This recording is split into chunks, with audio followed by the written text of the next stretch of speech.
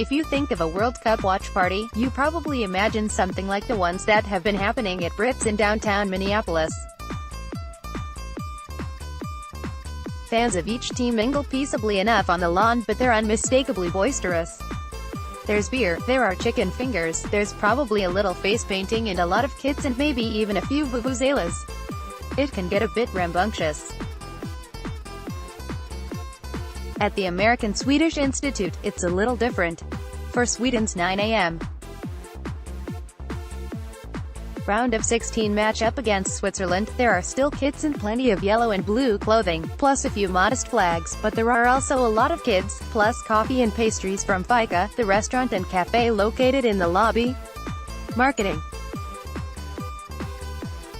As the match begins, it's clear they've underestimated the demand a bit. The action is being projected in the relatively small Folk Bernadotte room in the Nelson Cultural Center, and more chairs are being brought in as the crowd grows. At one point, the excitement of a chance for Sweden in the box gets the best of someone and they accidentally nudge the volume control on the wall all the way down.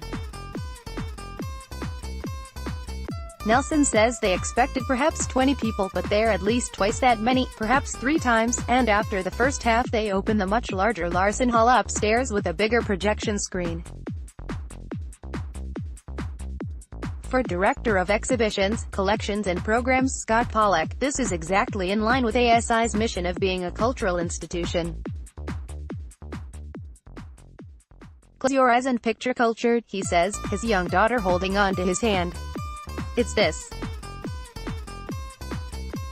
It's soccer, it's watching the game. The crowd reflects a broad range of ages, from an older woman who's brought her knitting along to the families who've brought kids on summer vacation. I end up sitting next to a 4th grader, I'm going into 4th grade, he explains, who's a Liverpool fan, and still somewhat sore over Coutinho's departure for Barcelona.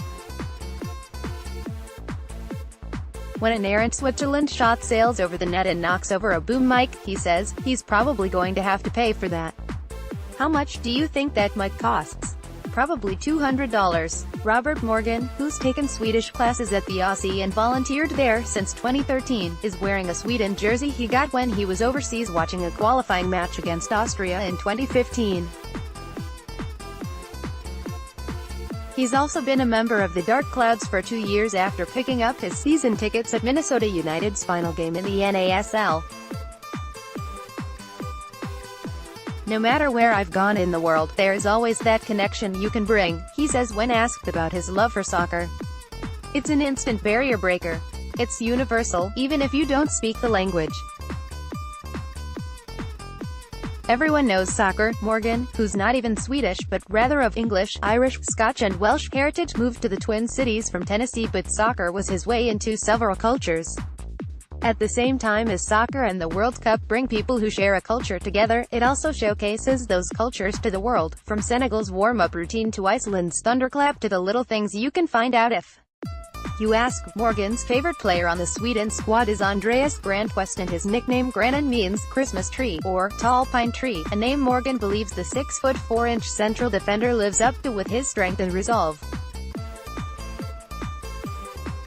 When Sweden's Emil Forsberg takes a pass from Ola Toivonen and floats along the top edge of the box before firing in a low shot that deflects off Switzerland's Manuel Akanji's foot and into the back of the net to give Sweden a 1-0 lead-in.